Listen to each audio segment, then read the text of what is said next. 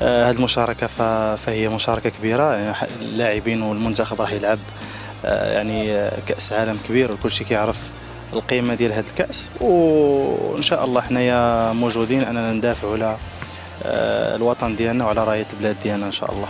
الحمد لله الأجواء مزيانة واللعابة يعني موجودين وغادي نتعاونوا مع بعضياتنا بإذن الله باش نظهروا بواحد الأداء مشرف للبلاد ديالنا، وإن شاء الله قادرين أننا نتأهلوا بالرغم من أن المجموعة صعيبة، ولكن اللاعبين عندهم إمكانيات كبيرة وإن شاء الله غادي نقولوا الكلمة ديالنا إن شاء الله.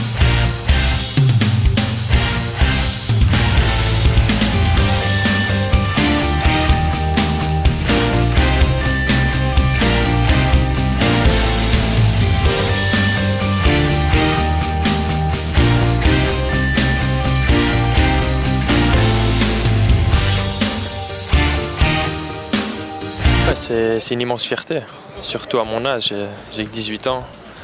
Mais bon, c'est une très belle expérience à vivre, surtout avec des gars comme ça, et j'espère qu'on va faire une grande compétition, Inch'Allah.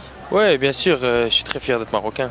Mes grands-parents venaient du Maroc, j'aime toujours aller au Maroc moi en vacances, aller voir la famille, et franchement c'est une grande fierté de porter ce maillot et les couleurs de cette